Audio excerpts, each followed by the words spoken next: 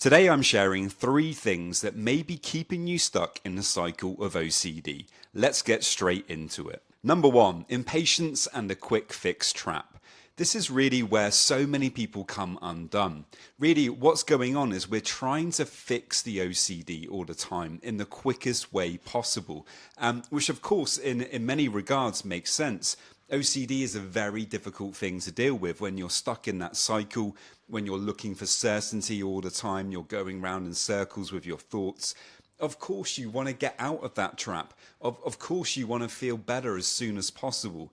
But the reality is that recovery from OCD, it does take time and commitment. I think if you really start doing the right things, you can, within a few weeks begin to see progress.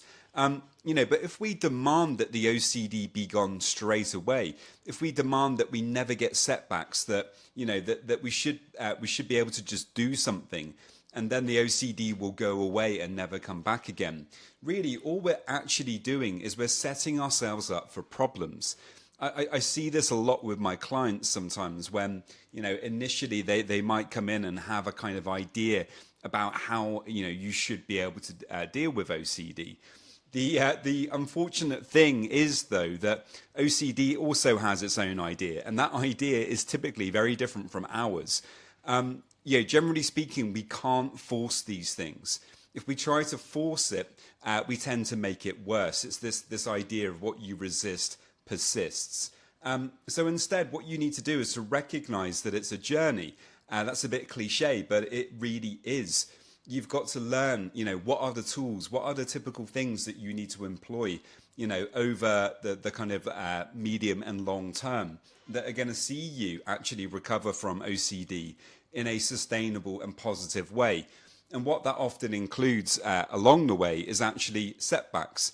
Setbacks are a part of that process. If when you experience a setback, you tell yourself, oh no, I've messed up again, I can't do this, I'm doing it wrong. You'll talk yourself out of it and you'll persuade yourself that you're not making progress. The reality is that really getting over OCD does take a bit of time and effort. And if you're struggling, I do have a 12-week program to help you to break free from OCD. If you're interested in applying for that, you can by heading over to my website, robertjamescoaching.com. There's a link in the show notes. And next, we have this idea, the perfect approach. That secret hack is just around the corner. If we just search hard enough, if we keep looking, if we keep listening to various different podcasts, if we keep trying different types of therapy or, working with the right book or the right information, we're going to find our way out of the trap. And again, all we're doing is we're just kind of trying to rush things. We're trying to demand to feel better in the short term.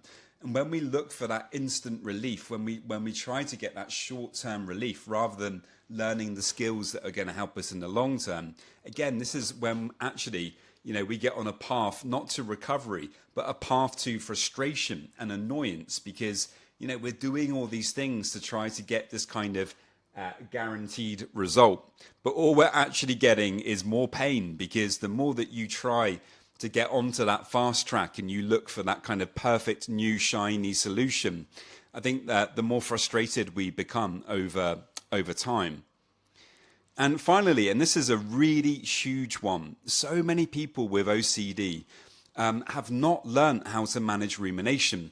The reality is, if you're not able to manage rumination, it doesn't matter what exposure activities you do. It doesn't matter what other techniques you apply to doing it.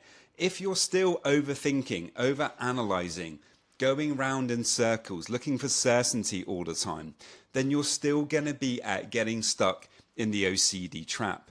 A huge part of learning to get over OCD is actually learning how to manage rumination. And that's why in my programs, I help people specifically with this, in helping them to actually learn how to manage rumination, to realize that you're empowered.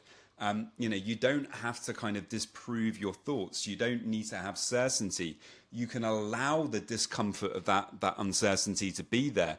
And when you can do that, well, that's when you realize that actually, OCD has created this illusion all along that, you have to figure all of these things out. You have to, You have to get to the root of them. You have to uncover all of that information and make yourself feel secure.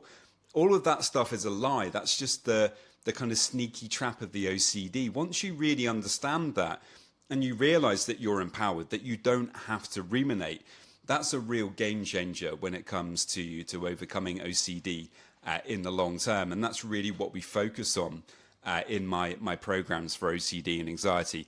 If you're interested in finding out about those, you can by heading over to my website, robertjamescoaching.com, and booking in there for a free discovery call. So many thanks, and I will see you in the next video.